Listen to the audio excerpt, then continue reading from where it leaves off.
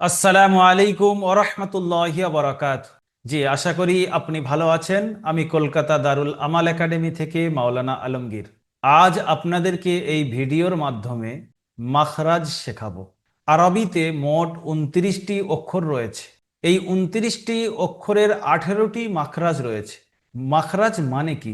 মাখরাজ মানে হলো উচ্চারণের উৎপত্তি স্থল, অর্থাৎ অক্ষর কোথায় থেকে উচ্চারণ হয়, কোন জায়গায় থেকে উচ্চারণ হয়, সেই জায়গাটা হলো ওই অক্ষরের মাখরাজ। তো 29টি অক্ষর 18 জায়গায় থেকে উচ্চারণ হয়, সেই জন্য বলা হয় 29টি অক্ষরের 18টি মাখরাজ। এটি জানা অত্যন্ত জরুরি।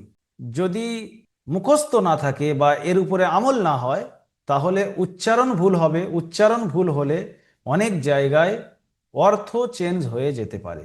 সেই জন্য এই সবকের উপরে খুব বেশি গুরুত্ব দেওয়া দরকার, যে আমার অক্ষরের উচ্চারণ সঠিক আছে কিনা। মাখরাজ আদায় করার নিয়ম কিতাবের মধ্যে এসেছে।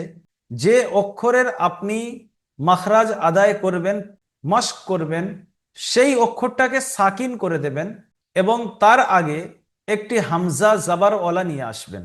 উদাহরণস্বরূপ প্রথম মাখরাজ হামজা এবং হায়ের। এর মাখরাজ হলো গলার শুরু থেকে, কণ্ঠনালীর শুরু থেকে উচ্চারণ হয়। যদি আমি ওই নিয়ম অনুযায়ী মস্ক না করি এবং শুধু হা হা করি, তাহলে হা লিখতে গেলে হা এবং আলিফ এই দুটো মিলিয়ে তবে হা হয়। তাহলে দুটো অক্ষরের মাখরাজ একসঙ্গে আদায় হবে। স্পেসিফিকলি ওই অক্ষরের মাখরাজ মস্ক হবে না। সেই জন্য মস্ক করতে গেলে এই হাটাকে সাকিন করে দিয়ে এর শুরুতে একটা হামজা জাবারওয়ালা নিয়ে আসতে হবে। এখন বলতে হবে আহ। তাহলে হায়ের মাখরাজ যে কণ্ঠনালীর শুরু থেকে স্পেসিফিকলি ওটাই মস্ক হবে। তাহলে মুখস্থ রাখবেন, যে অক্ষরের মাখরাজ আদায় করবেন সেই অক্ষরটাকে সাকিন বানিয়ে শুরুতে একটা হামজা জাবারওয়ালা নিয়ে এসে মস্ক করবেন। এখন আমরা একের পর এক মাখরাজগুলো আদায় করব নিয়ম অনুযায়ী। চলুন, প্রথম মাখরাজ হামজা হা। এর আদায় হয় কণ্ঠনালীর শুরু থেকে, অর্থাৎ গলা শুরু থেকে। গলা শুরু হয় নিচের দিক থেকে, গলা শুরু মাঝখান শেষ। তো গলা শুরু থেকে উচ্চারণ হয় হামজা হা। তাহলে কিরকম উচ্চারণ করব? হায়ের মাখরাজ আহ, হামজার মাখরাজ আ। দ্বিতীয় মাখরাজ আইন হা। আইন হার মাখরাজ হলো গলার মাঝখান থেকে, কণ্ঠনালীর মাঝখান থেকে উচ্চারণ হয়। তাহলে উচ্চারণ করব আহ আ। তৃতীয় মাখরাজ গইন খ। এটা উচ্চারণ হয় গলার শেষ ভাগ থেকে, আও আহ। চতুর্থ মাখরাজ কফ, দুই নক্তাওয়ালা কফ। এটা উচ্চারণ জিভের সাথে সম্পর্ক। জিভের একটা হয় গোড়া, গোড়ায় থেকে একটু আগে, জিভের মাঝখান, জিভের আগা, জিভের কিনারা। সেটা ডান কিনারা হতে পারে, বাম কিনারা হতে পারে। এটা এই জন্য আপনাকে শেখালাম যে এই সব জায়গায় থেকে অক্ষর উচ্চারণ হয়, সামনে আসছে। তো কফের উচ্চারণ হয় এই জিভের গোড়াটা উপরের তালুতে লেগে উচ্চারণ হবে। যেমন আক, কফটাকে সাকিন করে শুরুতে হামজা নিয়ে এসে উচ্চারণ করেন আক। 5 নম্বর মাকরাজ কাপ। এই জিভের গোড়ায় থেকে একটু সামনের দিকে সরে এসে তার বরাবর উপরের তালুতে লেগে উচ্চারণ হয় আক। কাপটাকে সাকিন করে শুরুতে হামজা নিয়ে আসেন আক। একটা করে মাখরাজ যখন হয়ে যাবে ভিডিও দাঁড় করিয়ে নেবেন। সেটা মুখস্থ হয়ে গেলে, মস্ক করা হয়ে গেলে তবে ভিডিওটা ফের প্লে করবেন, আগের মাখরাজটা দেখবেন। 6 নম্বর মাখরাজ জিভের মাঝখান এবং তার বরাবর উপরের তালুর সঙ্গে লেগে উচ্চারণ হয়। জিম, শিন, ইয়া। এই 3টি অক্ষরের মাখরাজ একই জায়গায় থেকে, জিভের মাঝখান উপরের তালু। আজ, আশ, আই। 7 নম্বর মাখরাজ দদ। এর সম্পর্ক জিভের কিনারার সঙ্গে। এই জিভের কিনারা উপরের মাড়ির দাঁতের গোড়ার সঙ্গে লেগে উচ্চারণ হয়। জিভের কিনারা উপরের যে মাড়ির দাঁত আছে, এই মাড়ির দাঁতের গোড়ার সঙ্গে লেগে উচ্চারণ হয়। কারের ডান কিনারা ডান দিকে যাবে, কারের বাম কিনারা বাম দিকে যাবে, যার যেটা চলে। তো দদের মাখরাজ আমরা উচ্চারণ করব শুরুতে হামজা জাবারওয়ালা নিয়ে এসে সাকিন করে দেবো দদটাকে অদ। 8 নম্বর মাখরাজ লাম। এটা জিভের আগার কিনারা, জিভের যে আগা আছে তার সাইডে কিনারাটা উপরের যে দুটো দাঁত আছে সানায়া উলিয়া, ওর পাশের দাঁতের গোড়ার সঙ্গে লেগে উচ্চারণ হবে আল আল। আপনি দেখবেন খেয়াল করে, আপনার জিভের আগার যে পাশে যে কিনারা আছে, ওই কিনারাটা জিভের আগা নয়, জিভের আগার কিনারা উপরের উপরের সামনে সানায়া উলিয়ার পাশে যে দাঁত আছে ওই দাঁতের গোড়ার সঙ্গে লেগে উচ্চারণ হয় লাম। নম্বর মাখরাজ নুন। নুনের মাখরাজ হলো জিভের আগা তার বরাবর উপরের তালুতে লেগে উচ্চারণ হবে, যেমন আন। আপনি দেখবেন আপনার জিভের যে আগাটা আছে ওই আগাটা উপরের তালুতে টাচ হয়ে যাবে, আন। 10 নম্বর মাখরাজ র। এটারও সম্পর্ক জিভের আগার সঙ্গে। এই জিভের আগার উল্টো পিঠ, জিভটা এরকম আছে, এর আগার উল্টো পিঠটা উপরের তালুতে লেগে উচ্চারণ হবে। এখন র উচ্চারণ করতে গেলে দেখবেন জিভটা একটু ঘুরে যাবে, এরকম আছে, আগাটা ঘুরে গিয়ে উপরেতে লেগে উচ্চারণ হবে। এখানে একটা বিশেষ ভয় হয় যে আগাটা ঘোরার সময় টাকরাও হয়ে যায়, যেমন আর, এর আওয়াজটা ধরে নিতে হবে। যদি টাকরাও হয়ে যাবে আর, আর, তো টাকরাও হয়ে গেলে তখন ক্ষতি হবে, সঠিক উচ্চারণ হবে না। তো সেই জন্য আওয়াজটাকে ধরে নিতে হবে আর। 11 নম্বর মাখরাজ ত, দাল, তা।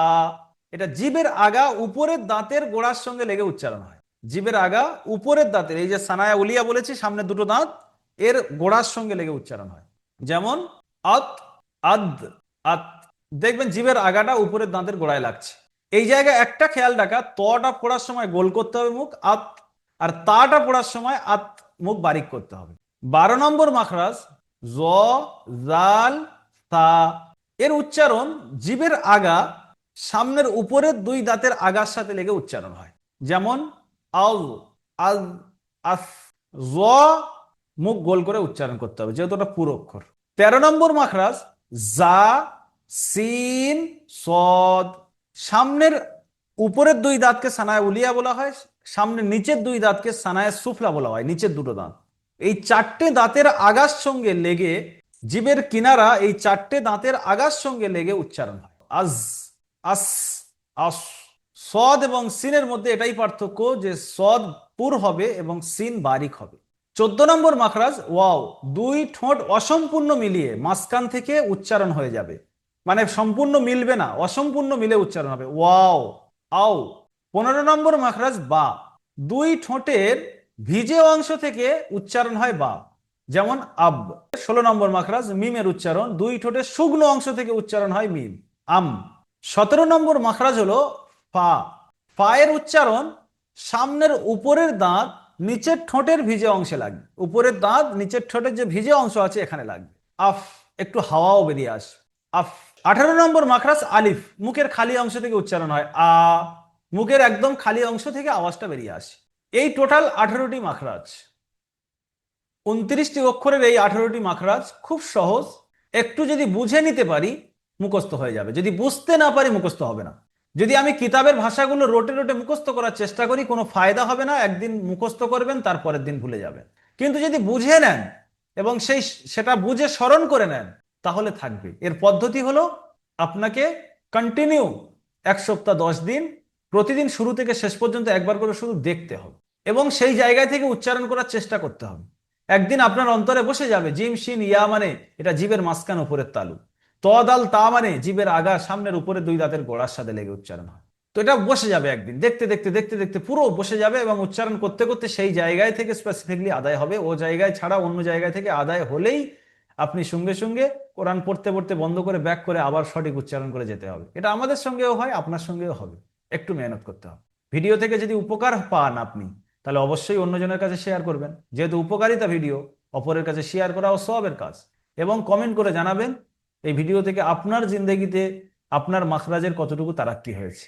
সবাই ভালো থাকবেন। আর দারুল আমাল একাডেমির ছাত্রদের কাছে বিশেষ করে আবেদন করব, মুখস্থ হয়ে গেলে বা 4টে 5টা 6টা মাখরাজ মুখস্থ করেছেন বা 10টা করেছেন, যে কটা হয়ে যাবে সাপোর্ট অ্যাডমিনে শুনিয়ে দেবেন, আবার আগের দিন অল্প করে করে আবার শুনিয়ে দেবেন। সাপোর্ট অ্যাডমিনকে অবশ্যই শোনাবেন, সাপোর্ট অ্যাডমিন নাম্বার আপনার কাছে আছে, না থাকলে যে কোনো ডিপার্টমেন্টে চাইবেন নাম্বার দিয়ে দেবে। সবাই ভালো থাকবেন, দারুল আমাল একাডেমির সঙ্গে থাকবেন। আসসালামু আলাইকুম ওয়া রাহমাতুল্লাহি ওয়া বারাকাতুহু।